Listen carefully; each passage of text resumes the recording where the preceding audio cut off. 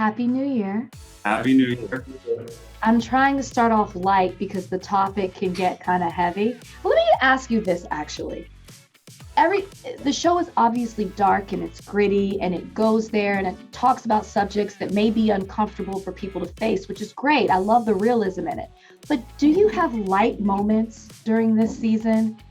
And if so, maybe can you give a hint as to what those are? Honestly, that's a good question that you bring up, because I think that's lost on a lot of people. There are tons of moments of levity in this show. And I think that, some of the darker material can take center stage and sort of override that. But there's, after the first couple episodes, we loosen up a lot. I mean, this show can get pretty loose. Listen, you leave your cell phone around, Jacob will take selfies. Himself? Wait, obviously the selfie. Nah, we have a great time on set. You feel me? We be setting up pranks and booby traps and whatnot. You sound like the main prankster. Nah. Who is it? Who gets the crown? I see the smiles. Who wears the crown? Oh. I want to get into this season and then what it is about, because I think people relate to it no matter what they grasp from it, the symbolism, the themes, whatever it may be. Do you get feedback from the fans and do they share personal stories with you? Yeah, I've had quite a few,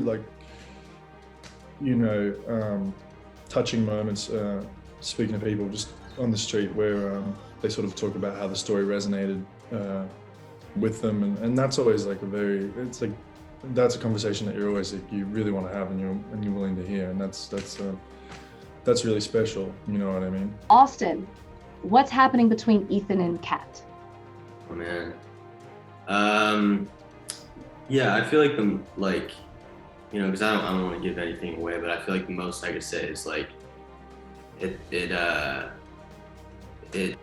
ended last season. I feel like both characters had a lot of fantasies about the other person, a lot of kind of push and pull, and I think you'll definitely see what happens when the reality of the situation and the reality of them both, what the relationship actually looks like. Jacob, with you, what can we see happening between Nate and Maddie? I mean, there's definitely a divide, and even you bring Cassie into it, she's like a pot of gold and he's like a little leprechaun just trying to get to it, you know what I mean? It's sorry. Yeah. I just got a vision when you said it, but if you want to continue. It's tricky. There's so much going on, Yeah. And I've read, Jacob, that you hinted that season 2 is completely different from the first one, and that it will reveal darker truths from the lives of the teens, and then maybe a little bit about your family dynamic. Is that so? Yeah, I mean, just stylistically, it's different. It's shot entirely on film. I think, the colors are different. The performances are different.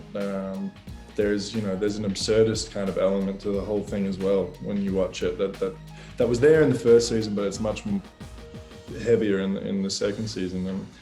And yeah, I think it's just kind of they've all the things that were kind of shown and almost teased in the first season are fleshed out in the second season with almost everyone, I would say. Okay, so Cal, is your secret coming out this season?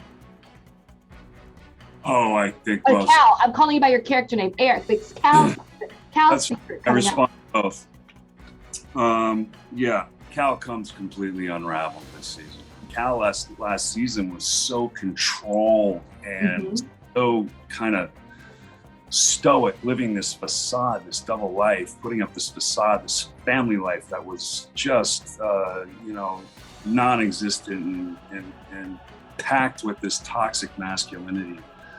Cal overshooting the driveway, so to speak. Yeah. And this year to be able to come undone was very freeing. It was very freeing for me. It was very freeing for Cal. He got to live his truth.